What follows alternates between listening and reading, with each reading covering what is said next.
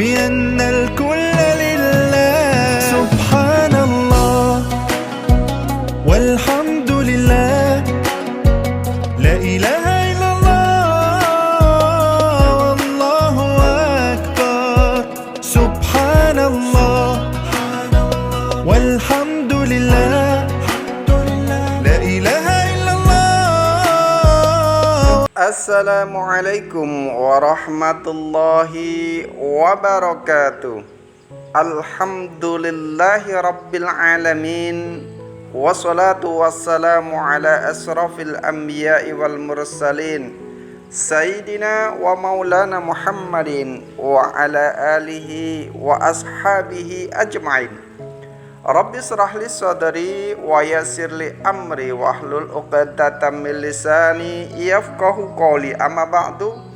Para pemirsa yang dirahmati Allah Subhanahu wa taala, alhamdulillahi rabbil alamin. Puji syukur kita panjatkan kehadirat Allah Subhanahu wa ta'ala, karena atas limpahan rahmatnya lah, taufik dan hidayahnya lah, atas nikmat-nikmatnya lah, kita pagi hari ini ditakdirkan Allah Subhanahu wa ta'ala dalam keadaan iman dan Islam, dalam keadaan istiqomah dalam ketaatan, istiqomah dalam jalan takwa, mampu menjalankan perintahnya dan meninggalkan semua larangan-larangannya. Mudah-mudahan Allah Subhanahu wa ta'ala teguhkan hati dan iman kita. Mudah-mudahan Allah istiqomahkan kita dalam jalan takwa ini ila yaumil qiyamah, ila yaumil akhir hidup kita dalam keadaan yang husnul khatimah.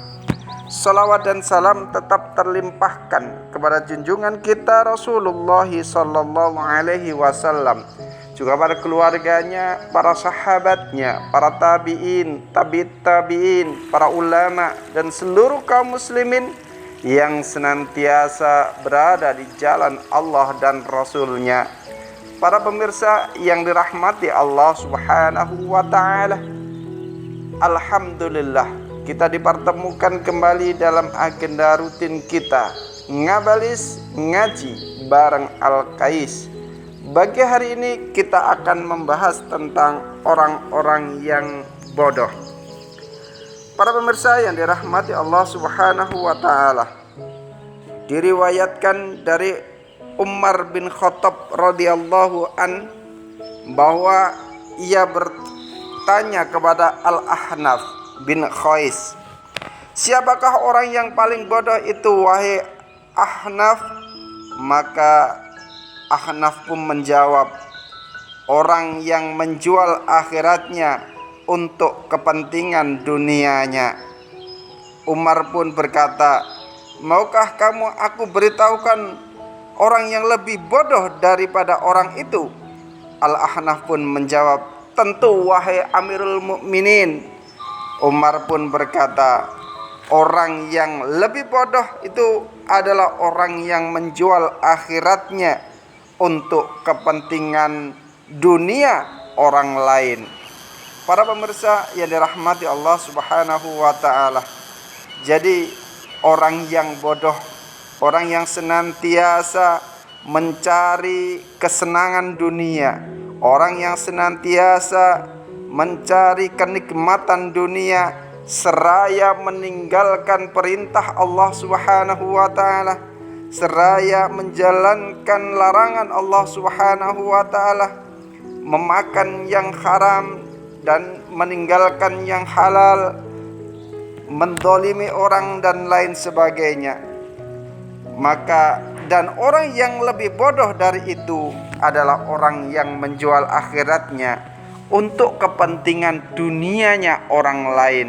Dia mengabdi kepada orang lain dengan menjual akhiratnya. Dia tidak menjalankan syariat Allah, tapi untuk menyenangkan orang lain, mengabdi kepada kezaliman, mengabdi kepada kemunafikan, kesombongan dan kebodohan. Para pemirsa yang dirahmati Allah Subhanahu wa ta'ala, itulah orang-orang yang bodoh. Para pemirsa yang dirahmati Allah Subhanahu wa ta'ala, terkait dengan orang-orang yang bodoh, salah satunya adalah orang-orang yang berbuat aniaya, orang-orang yang berbuat aniaya itu sebenarnya adalah mereka sedang menganiaya dirinya sendiri. Diriwayatkan dari Ali bin Abu Thalib karramallahu wajhah bahwa ia berkata, saya tidak pernah berbuat baik atau jahat kepada orang lain, karena Allah Ta'ala berfirman, man amila solihan falinafsihi wa man asa'a fa'alaiha. Barang siapa yang mengerjakan amal yang soleh, amal kebaikan, maka pahalanya itu untuk dirinya sendiri. Dan barang siapa yang berbuat jahat, maka kejahatan itu sebenarnya adalah untuk dirinya sendiri. Dosa-dosa itu untuk dirinya sendiri. Maksudnya, kata Ali karramallahu wajhah mengatakan, jika saya berbuat baik kepada seseorang, maka sebenarnya kebaikan itu untuk saya sendiri. Dan jika saya berbuat jahat kepada seseorang, maka sebenarnya kejahatan itu untuk saya sendiri. Para pemirsa yang dirahmati Allah Subhanahu wa Ta'ala, karena orang-orang yang berbuat aniaya, orang-orang yang berbuat dosa terhadap Allah, maka Allah mudah untuk memberikan pengampunan. Sementara orang-orang yang berbuat aniaya kepada saudaranya, maka itu tidak akan menghapuskan dosanya sebelum orang itu mau memaafkannya. Al-Faqih Abu Laid mengatakan, tidak ada dosa yang lebih besar daripada dosa aniaya. Sebab jika dosa itu berkaitan dengan kamu dengan Allah Rabbimu, maka Allah adalah zat yang maha pemurah dan ia berkenan menerima permohonan ampunan. Sedangkan jika dosa-dosa itu berkaitan dengan sesama makhluk, jika dosa-dosa itu dengan saudara-saudaramu, jika dosa-dosa itu dengan karibmu, kerabatmu, teman-temanmu, maka tidak ada jalan lain bagimu kecuali kamu harus minta maaf pada orang yang dianiaya. Oleh karena itu, orang yang berbuat aniaya harus segera bertobat dari perbuatannya itu, seraya minta maaf pada orang yang dianiaya sewaktu masih hidup di dunia.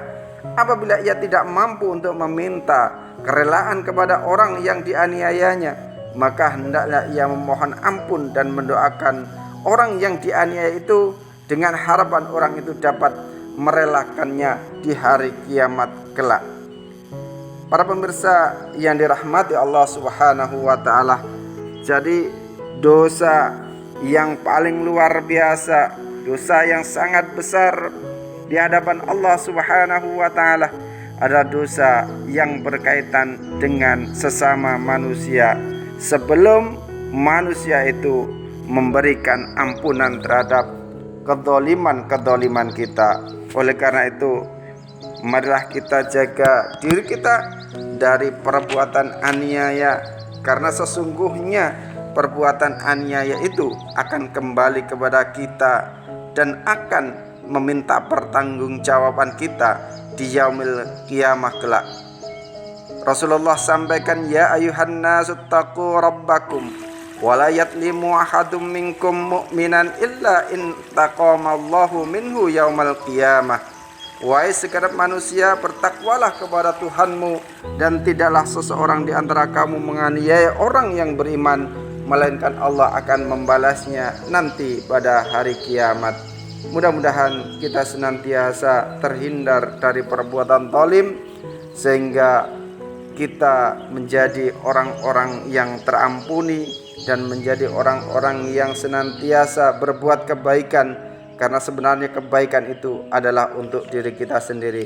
Mudah-mudahan Allah teguhkan iman kita untuk istiqomah dalam ketaatan dan diambil Allah dalam keadaan takwa, sehingga kita menjadi penghuni surga Allah Subhanahu wa Ta'ala. Subhanakallahumma wa bihamdika asyhadu an la ilaha illa anta astaghfiruka wa atubu ilaik. Assalamualaikum warahmatullahi wabarakatuh.